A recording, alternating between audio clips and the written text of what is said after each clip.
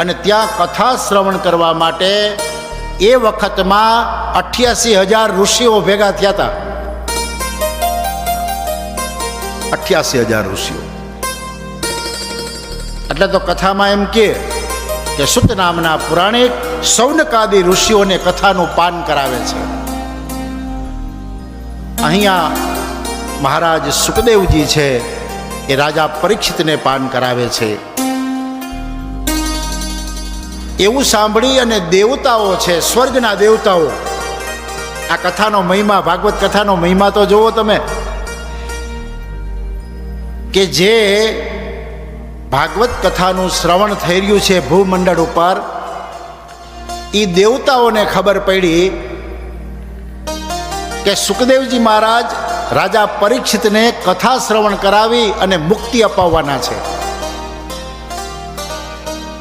તો સ્વર્ગના દેવતાઓ પોતાના હાથમાં કળશ અને કળશની અંદર અમૃત, આ અમૃત લઈ અને ભૂમંડળ ઉપર આવ્યા છે.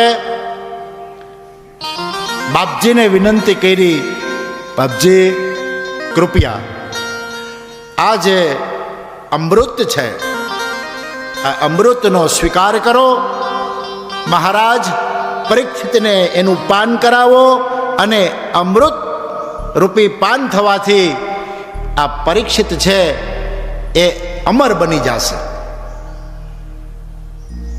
અને એ સમયે મહારાજ સુખદેવજી કહે છે, હે દેવતાઓ, ક્યાં કથામૃત અને ક્યાં સમુદ્રમાંથી નીકળેલું તમારું અમૃત?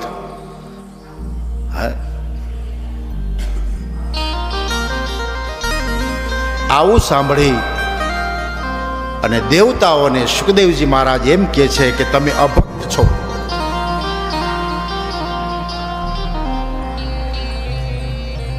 તમને આ કથામૃત નહીં આપું. શું કામ? તો કે શ્રી હરિના ઉદધિમાંથી, હૃદય કમળમાંથી જે વાણી રૂપી કથામૃત નીકળેલું છે એ કથામૃત તમારા અમૃત કરતા ચડિયાતું છે.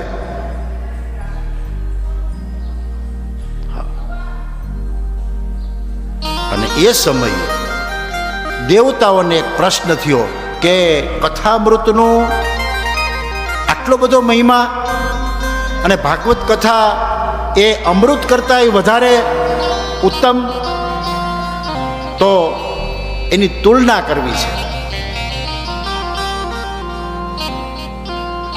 તો તમામ પ્રકારના જેટલા ભગવત પ્રાપ્તિના સાધનો છે, સમજાય છે ને કથા? કે તમામ પ્રકારના ભગવત પ્રાપ્તિના જેટલા સાધનો છે એ બધાય સાધનોને એક ત્રાજવામાં મૂક્યા અને એક બાજુ ભાગવતજીને પધરાવવામાં આવ્યું. અને એ સમયે ભાગવતજીનું વજન છે એ વધારે છે. આ દ્રશ્ય જોઈ અને દેવતાઓને એમ થઈ ગયું કે ખરેખર ભાગવત એ તો ભાગવત જ છે. તમામ દેવતાઓ એટલે સૂર્યનારાયણ ભગવાન, સૂર્ય, યજ્ઞ, યમ, વાયુ, ચંદ્ર, આ બધા દેવતાઓ છે એ સ્વર્ગના દેવતાઓ છે.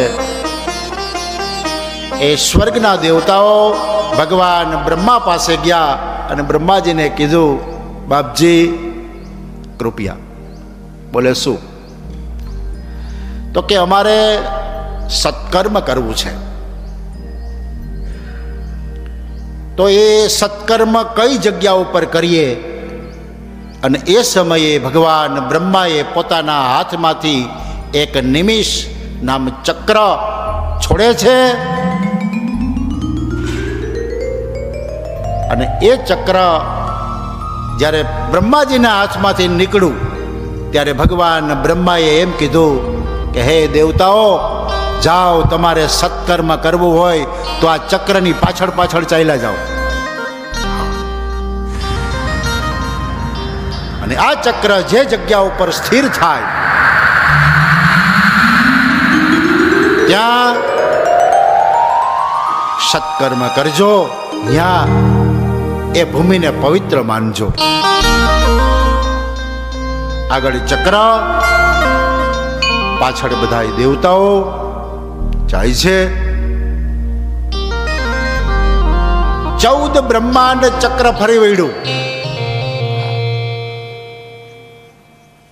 ભૂલોક, ભુવલોક, સ્વલોક, મહલોક, જનલોક, તપલોક, સત્યલોક, અતલ, વિતલ, તલાતલ, રસાતલ, મહાતલ, પાતાળ, 14 ઉપર, 7 ઉપરના લોક જે છે અને 7 નીચેના લોક, એ 14 ભુવનમાં ચક્ર ફરી અને ભૂમંડળ ઉપર આવ્યું. ક્યાંય ચક્ર સ્થિર નથી થતું. અને છેલ્લે અત્યારનું જે નૈમિષારણ્ય છે, એ નૈમિષારણ્યની ભૂમિ આવી એટલે ચક્ર સ્થિર થઈ ગયું.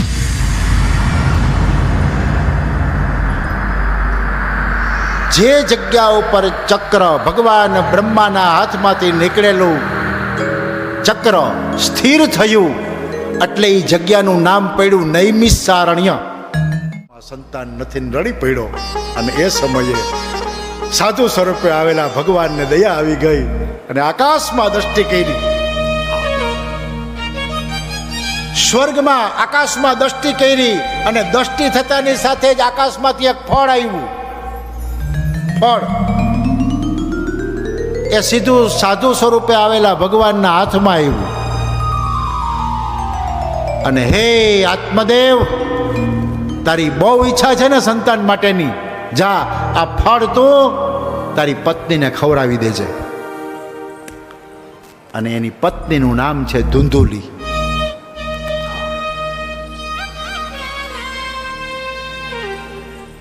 આત્મદેવ પ્રસન્ન થયા છે. મારી મનની મુરાદ ભગવાને પૂર્ણ કરી ફળ લઈને આવ્યા ઘરે. પણ સંતો, મહંતો, વિદ્વાનો, ભગવાન આ બધાય પ્રસન્ન થઈ જાય ને કંઈક પ્રસાદના રૂપમાં આપે, પણ જેના ભાગ્યમાં જ સુખ ન હોય, હા, એનો અનાદર કરે. અને જ્યારે એ અનાદર કરે ને ત્યારે સમજી લેવાનું કે એના ભાગ્યના દરવાજા ભગવાન ખોલવા માટે તૈયાર છે, પરંતુ એ વ્યક્તિ એના ભાગ્યના દરવાજા બંધ કરી દે છે. આજ આત્મદેવ પોતાની પત્ની ધુંધુલીને ફળ આપ્યું. નક્કી કરી લીધું કે આ ફળ ખાઈશ એટલે મને ગર્ભ ધારણ થશે. ગર્ભ ધારણ થશે એટલે 9 માસ સુધી મારે સંતાનને પેટમાં રાખવું પડશે અને એનો ભાર સહન કરવો પડશે. આ બહેનોના વિચાર જોવો. એટલે ધુંધુલી જેવા જે બેન હોય એના.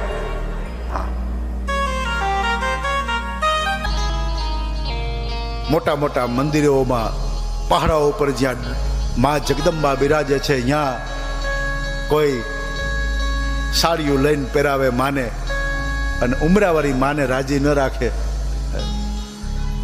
એને સાડીની જરૂર નથી, પણ દીકરો એમ કહે કે માં હું 12 ગામ જાઉં છું, તમારા માટે શું લઈ આવું? એક સાડી લઈ આવું? એ માં તરત એમ કહેશે બેટા તે કીધું ને માં બધું આવી ગયું, મારે કાંઈ નથી જોતું. તો આ જે મા અને પિતા છે એનું મહાત્મય અનેરું છે, અધકેરું છે. હરેક સંતાન આ કથા ઉપરથી ખાલી એટલી પ્રેરણા લે કે બસ મારે મારી માને પિતાની સેવા કરવી છે છેલ્લા શ્વાસ સુધી.